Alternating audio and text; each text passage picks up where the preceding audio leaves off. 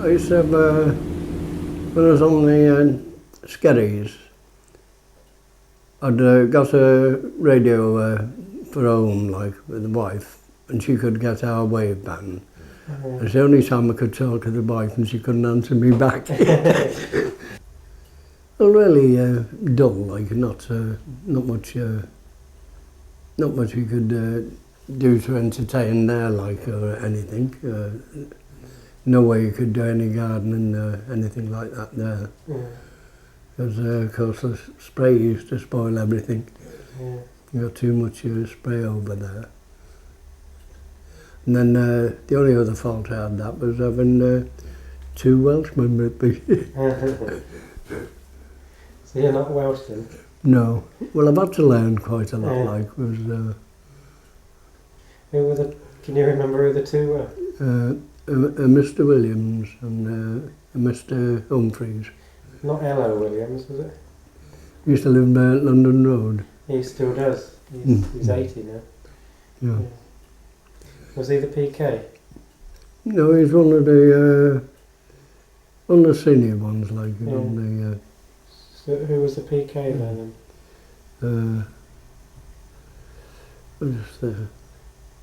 I'm not too sure it was Mr. Sanford or not. Yeah. That was the one that collapsed on Bardsey. Yeah. Yeah. They went up on the tower to see what was up with him. He'd collapsed while he was winding the weights up. I'm not surprised on Bardsey. It's a huge, great, tall tower, isn't it? Yeah. I suppose Skerries was weight driven as well, wasn't it? Yes, as a matter of fact, where the Maritime Museum is in Holyhead, the old school, they've got the winding system there for off the Skerries. Yeah. As we came up holiday one time and we'd gone in there and the wife was talking to Captain Lewis and then they called me over and he asked me did I recognise it and I was trying to explain to him how it's all used to work, like. I bet it wasn't as nicely polished as when you saw it, like. Oh no. Well, even like the salt stack, the engine room there, but you know, with the generator and the compressor, you could eat a meal off the floor even. So a lot of your job as a keeper is keeping the place... Keeping the place, yeah. And of course, before we'd put the covers over the lens, that had to be all polished and clean. The burners all cleaned. Check that you got the spare mantle ready to go on and everything had to be shipshape. How long were you in the service before you retired? Just over 8 years. Yeah? Yeah. I'll take it you enjoyed it. Oh yes.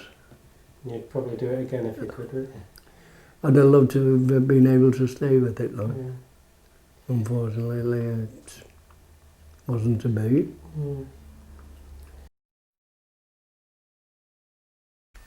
And then across to Wales and a spell on the Skerries. Now the Skerries is really a massive station, or was, and I enjoyed it there. According to the scrapbook here, 27th of September to the 24th of October 1950. Now this was really a big place, and it didn't have hood burners, and no compressed paraffin or anything like that to get cracking. Fully electric. Very, very nice. Several rabbits on the Skerries, throwbacks from when families living on there, I suppose, had rabbits, pet rabbits, and they become feral rabbits, so different coloured. Quite an interesting station. Retired principal keeper, May the 3rd, 1993. What was your nickname in the job? Oh, everybody used to call me Andy the Lamp. That came about from amateur radio days. Everybody's got to have a hobby. And my hobby, well, one of the hobbies was amateur radio. And in the radio business, everybody's got to have a name. And the name is usually referred to as the handle. The problem was, if you was working with foreign people and they said, what's the handle? And you said the handle is handle, it got rather complicated. So when we was in Wales, the Welsh colleagues decided that I should be known as Andy the Lamp rather than Handle. So Andy the Lamp it's been ever since. Where were you born? Near Manchester, about 5 miles west of Manchester, heading towards Liverpool or Bolton, depending on which way you're going. A long time ago, 1928 to be precise. When did you join the Lighthouse service? 1956, beginning of 1956, yeah. Problems then were that newly married, new mortgage, new baby, new wife, and we was in a period of very much stop go, 6 months work, 6 months layoff, 6 months work, 6 months layoff. Got a bit too much. I thought, oh, blow this, got to get a job that's steady, where there'll never be any redundancies. So I said to the missus, saw the advert in the paper one day, Lighthouse Keepers required. I said, I think I'll go and be a Lighthouse Keeper. Oh, you're leaving me? That's it, you've had enough. Joined the service in July 56. Eventually we went here, there and everywhere. Different places, did a month at Strumblehead. Again, not the most salubrious of places. I eventually found myself as what they call an itinerant. And I thought, well, a lot of people said I dress like a tramp, and now I've been described as one. So I found myself as one of the very first, I think, itinerant keepers in Trinity House, having been appointed assistant keeper and not having a station to call me own. So I was like that for about 6 months, going here, there and everywhere, till eventually they decided that the Smalls could be my happy home, and forthwith appointed me there too. So to the Smalls we went then for the next 3 years. Then we had another career move to Skerries Lighthouse off the Anglesey coast, and did 2 years up there. Didn't much care for that. The housing situation was accommodation provided by the corporation, and the fact that Trinity House got 2 houses provided for them for keepers at Holyhead, I thought was rather amazing. 3-bedroomed accommodation in a new estate, when I found out that the rest of the estate was filled up by the people that the Holyhead townies didn't want to know anyway. So if they were sort of persona non grata in the town and they became homeless, then the council accommodated them all at Llannewydd. And of course, as there was a couple of spare houses, Trinity House could go there as well. So it wasn't my scene at all. Didn't much go on that. Didn't get on very well with the natives one way, shape or form. Different breed to the South Walians altogether. Jack Burridge, principal keeper. I joined February 1947 and I retired from the Lizard 1983. Well, I'd done 11 lighthouses as a supernumerary. That was in 12 months. Then I got appointed to the Needles as an assistant keeper. And then from then I went on to Bishop Rock, Nash Point, South Bishop, Skerries, Cromer, Lizard, and I retired from the Lizard as an attendant here at Lowestoft. I was stationed at Blackwall for about 6 months. I was the SAK at Blackwall for the Chapman Lighthouse, was gone now. And I went out there a couple of times, and then they transferred me down to East Cowes. How about the Bishop Rock? No, you're talking a different thing there. That's a lovely station, the Bishop was. You could get out to the kitchen, that sitting room made a big difference. I was there for 3 years. I was there with Bob Ratty to start with. And we had a right old time there. But that was when we were doing 2 months out and 1 month home. But I liked the Bishop. She was a good station. But I was glad to get off in the end. Then I came ashore and went to Nash Point. I was there for 10 years, Nash Point. And I got made up PK from Nash Point. My father was there before me. He was there for 10 years. And altogether, I spent 25 years at Nash Point. 10 with my father and about 15 in my own right. Because I was still living in the spare cottage when I was on the South Bishop. And then when they transferred me to Skerries, the wife moved up to Holyhead. And then we used to come ashore then into Holyhead. You were telling me about some mad relief days at Mackenzie. Oh, yeah, Mackenzie, yeah. Yeah, midnight. Terrible, terrible. Loads of gear, heavy gear.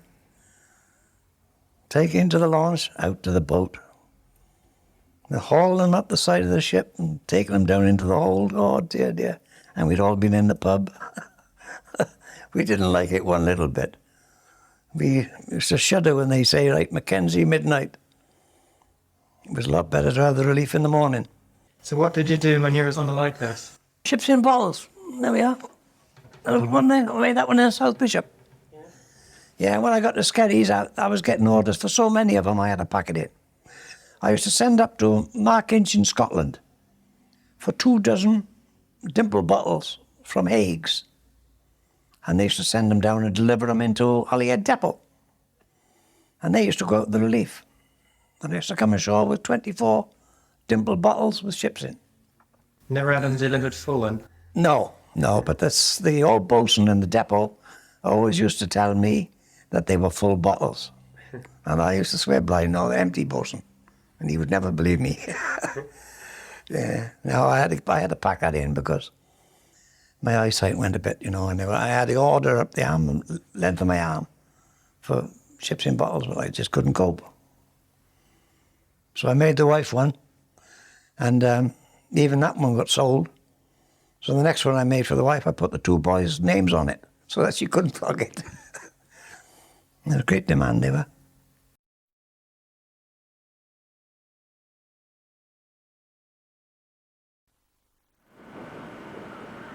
Right, here we are at Skerries. This is the way in, up this way. Heading towards the main building.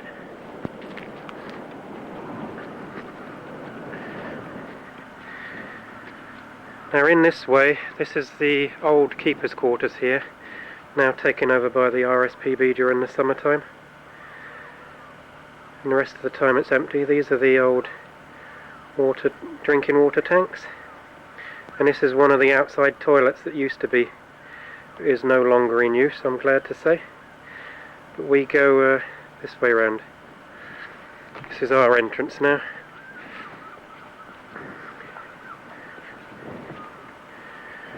There's the Trinity House crest above the door. This is the way in. Right, straight up there. Now, this area we're passing now, that used to be 2 doors, one either side of us, so you could get into the quarters I just mentioned. It's now been bricked up.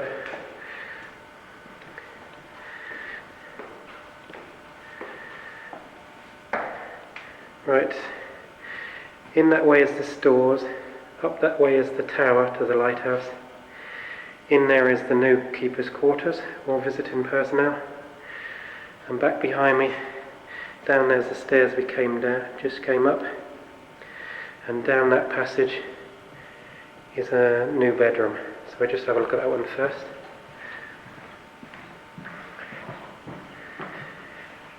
In here is the store area, in these cupboards here. And this used to be the old radio room. It's now a bedroom. There's the view out the window. A bit misted up because it's a cold day out there. View back along the passage. Right, that's the bedroom we just came from. Now we're going into the main sort of bedroom area and quarters area. That's through that door there. Door open and through we go. Right, this is the sort of control area. We've also got a freezer here. Rest of the gear. It's the door we just came through. The old Trinity House crest up there. That's the foghorn controls there, if you want to do it manually while you're out here to test. It's the engine controls, also if you want to do it manually while you're out here. Otherwise it's operated automatically or by the keepers at the control centre in Holyhead. Right, back through this one now, or through this one. This is the kitchen area.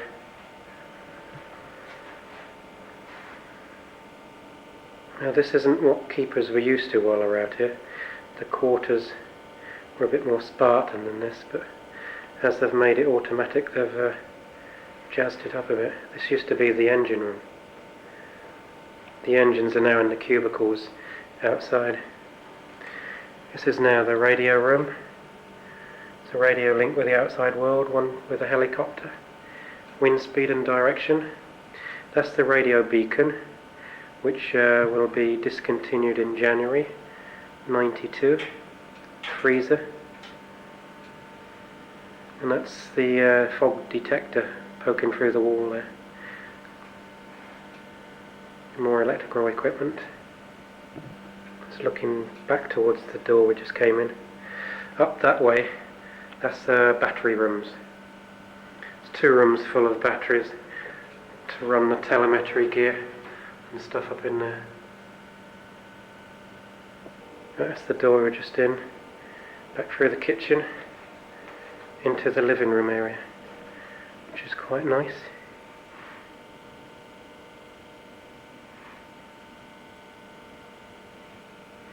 That door over there, that's the shower room.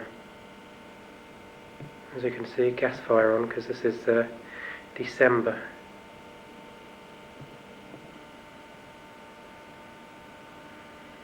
Kitchen area that way. And in through these doors here are the 2 other bedrooms, the modern bedrooms. There's one on the right first. They're only little bedrooms. Normally bunk beds, but they're dismantled at the moment.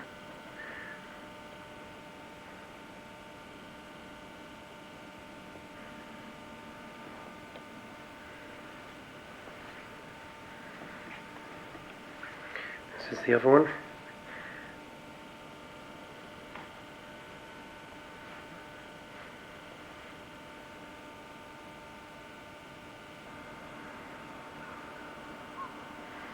And the view from this window, I've got it open just so that. That's the lagoon we come into.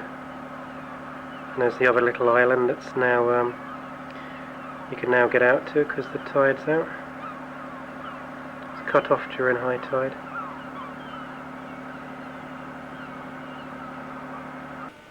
This is our shower room and our little electric toilet. Just to show you I've got one.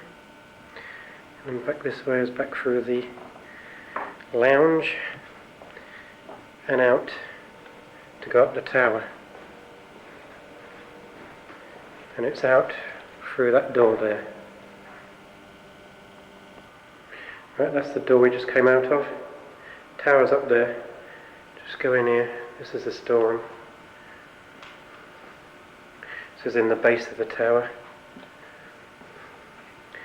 It's just got jacks for jacking up the lens, so you can do a mercury bath change, and the emergency rations and other odds and bits.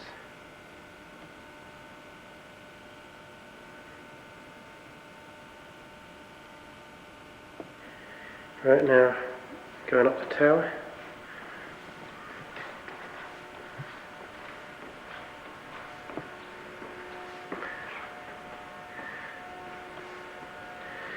These boxes here are the old flag lockers for signalling. That's the way up there.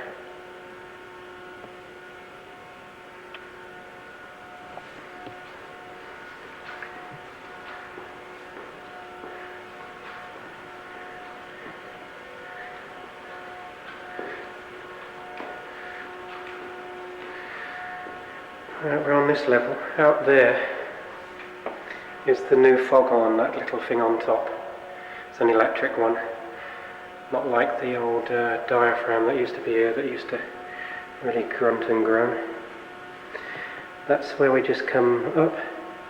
This level here we're on, that's the sector light through there. Shines a red light over a danger area, and that's the next way up. We just go in the sector lights to see what that's like.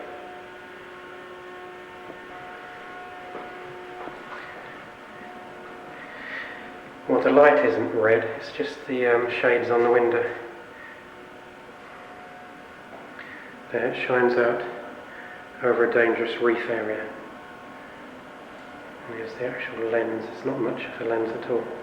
This one doesn't move. Fixed light over a dangerous reef.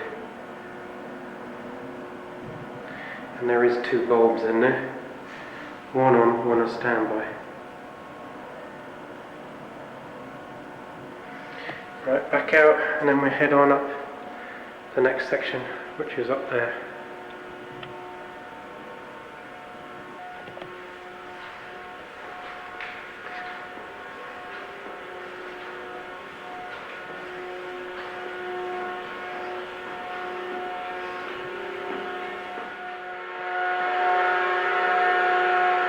Controls for the lights. Won't be able to talk up here, so I'll just show you the noise of the light on. That's where we're going up through that hatch there. This is the top of the light, the last floor. This green pillar here used to have a weight hanging down through it on a chain, and that slowly going down would drive the lens round by clockwork. And when it was time for the keeper to come up and wind it up again, this little bell you can just see here used to ding, and that would tell him it was time to wind up again. The top's gone, but the thing actually does still work.